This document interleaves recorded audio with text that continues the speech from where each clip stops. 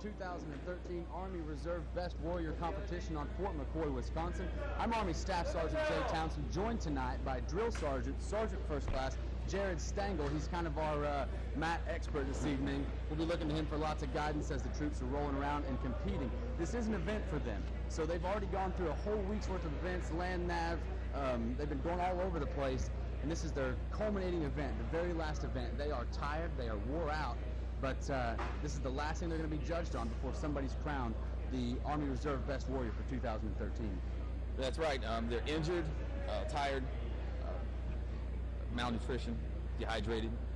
They're still here. They still have heart. It's amazing to see just the raw hua out of our competitors this week, and the look on their faces, the smiles they still give. It's amazing. It just really is amazing. It's an honor to be here and participate in their journey to in their ascension to Best Warrior. This whole week has been about them, and even down to the very final minute before this. I know we were supposed to start quite a while ago, but they had to care for these soldiers before we brought them in. Several of them had bumps and bruises and cuts and scrapes that all had to be cleaned up before we could bring them in here and put them on the mat and go after each other. Yeah, pretty much the foot injuries from the road march, urban orienteering, land nav, all were simultaneous events. Morning, noon, the next morning, just back to back, to include starting off with the APFT. No one gives 100% like these competitors, and 100% is what they have given, and it's definitely shown on their bodies, but definitely not their spirits and their motivation. If you're going to earn the title Best Warrior, you're going to have to go through some very difficult crucibles, and every time I saw them that day, they were taking their boots and socks off as many times as they could. Right. So their feet are going to be all right this evening, but it was just something we had to watch out for. Let's go over the fights themselves as we kick off here. Each fight is going to be 3 minutes long and scored continuously. But in the event that there's a tie, the fight will go past 3 minutes until the next point is scored. It rolls over immediately into a sudden death. Yeah, the next competitor to score right after that will win. Now, what they don't see is they never ever see a clock. They don't want a dominant competitor to be able to stall or hold or rest any longer than they should. But these competitors are smart. They're not necessarily looking to tap somebody out in the first 10 seconds. It's a points game for them. Absolutely. Even if they do choose to stall, they will be awarded a point to their opponent. So they're not looking to stall. The fact of not showing the clock for them is to stay focused on the fight. We'll start with the brackets. The first fights we're going to see are the junior enlisted soldiers. We can kind of go down the list first. The first fight we're going to see is Specialist Russell Williams and Specialist Ivan Pimentel. Now, both of these guys, looks like we're getting some motion going on out there. We got belts already wrapped, so. Okay, these fights will be starting any minute now. So thanks to all of you out there who have stayed with us this long. We do expect them to move quickly as the bouts do begin. Let's talk about how they're sized up. So we got Pimentel and Williams. Apparently they're going to be closer to the same size, closer to the same rank, of course. Roger, this tournament right now is not size, class, or weight class specific. This is a Best Warrior competition, Combatives tournament, not a full-on MAC Combatives tournament. So the best is the best. Could be the smallest, could be the biggest, could be in the middle, but it's not specific to all size. So you could end up seeing a 115-pound soldier fighting a 200-pound soldier. That's just how it's going to work out. Very much so towards the end. And to win their entire bracket, they're going to have to go at least 6 3-minute rounds. Let's see what we got going on here. They're headed to the bullpen now. There's a 1-minute warning.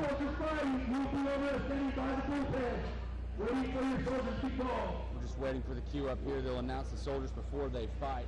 But they could have to go up to 6 fights before they win their entire bracket. For this first fight, it's going to be Specialist, as you were, I think it's Sergeant, but Specialist Williams is going to be red. Pimentel is blue for this first fight. And I think you'll be able to see on the cameras the scorecard from time to time, or as the official gives them a score, red or blue. So if you want to try to keep track at home. The scoring system's a little bit different though. We haven't gotten our sheets back yet, but most points are about 3 points per move. Your big mount, it's achieve the mount, and rear mount. Those are going to be your 4-point scores. Right there, pretty much everything else, transitioning. It's 3. No points will be awarded for transition from a dominant position to a less dominant position. Standard scoring rules going to be applied. As we're still getting ready here. We got ready. All right. Real quick, we want to introduce the staff. I think they just went to a different round. What we're running here is we got tournament director Mr. Wolf, Sergeant First Class Bands. Our bracket NCO is going to be Sergeant First Class Boardman. We have referee Sergeant Silva, just amazing appearance. Referee Drill Sergeant Raw. Also the chief referee is going to be Drill Sergeant Trong. All of these soldiers are just an amazing just the staff to run this. We're very fortunate to have this. I'm not sure NCO. if they switched the lineup up at the very last minute. They went NCO on us? I couldn't tell. But before we start, we'll take a break. Not a break, but just a moment to say, we know that this is being streamed live in several places. Your units back home are watching you. We know your competitors are going to represent you very well. Overseas, some folks are watching this. We even have the good folks over at McCoy's. Yeah, the good folks over at McCoy's here on Fort McCoy. Apparently we've got a shout out for Chuck and Andy. Absolutely. Out there. Say hello to They're those rocking guys. it. So we know you guys are watching from everywhere, and what we hope is that you'll go to our social media sites, maybe our Twitter page, Facebook page, and I'm talking about the Army Reserve Facebook page. And Twitter, we're at US Army Reserve. You can find us there. Let us know you're watching. Let us know how many folks are out there cheering on their hometown soldier. Wherever you are, wherever you may be doing, if you could, go to the Army Reserve Facebook page. Just search US Army Reserves. You'll find us there. And shoot a comment saying you're watching, like the page, share the link so that as many folks out there as they can watch this. And then also we have a Flickr page. You can go to Flickr and search US Army Reserves, and you can see the photos from all week long, from all the competitions, the grueling things that these folks have to go through. In a very short period of time, they've had to go through this. No pressure. All right.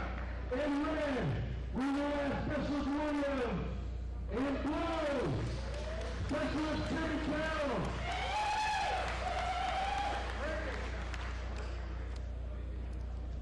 All right, and the camaraderie here too tonight is just amazing too. Like, although they are engaged in a combatives tournament, Yeah, they've been grueling together. They've developed a when you go through the type of things that they did all week long, it's hard not to make good lifelong friends. Here we go, the first fight. Feeling each other out. All right, going for a takedown. Not fare so well. Moving. Back on the feet. Takedown. Non-dominant as a non-dominant position takedown. Didn't count. Well, it doesn't score as well. I think it's 1 for non-dominant position takedown and 2 for a dominant position takedown. He's got that leg control over there. That's it. Basically, Williams got him in half guard. He knows he's trying to pull his leg out. But now he's gotten on top. Well, he's getting his hooks in. Spread out. Right now, he should have an elbow in his neck. He's trying to get a hold of that pressure on. Put that pressure on.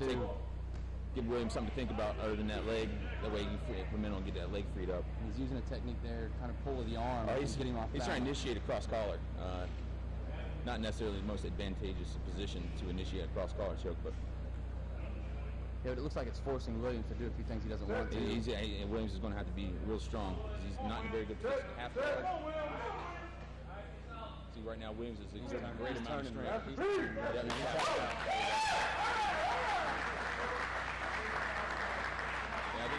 he got a little bit more on that cross collar choke than we anticipated.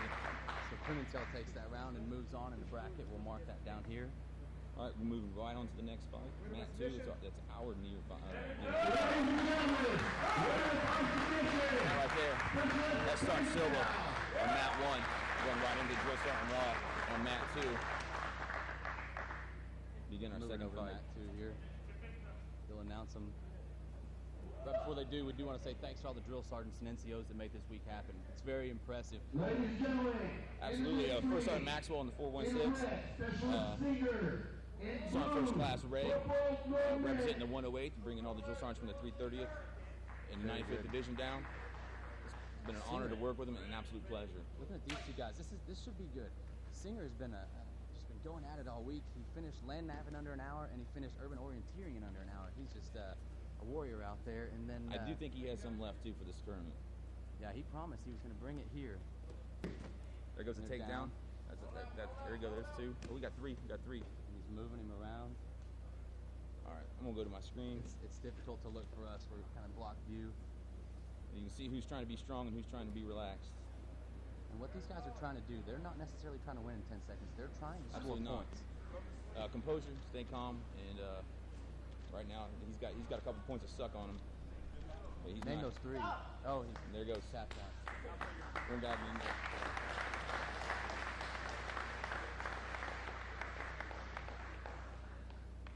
Ladies and gentlemen, your winner, Specialist Singer. It's all the way down here.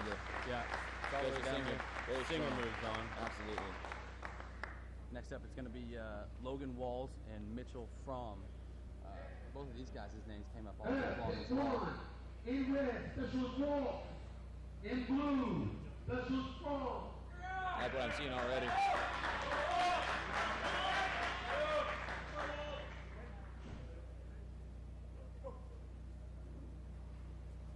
Got a nice calm in the middle of the ring.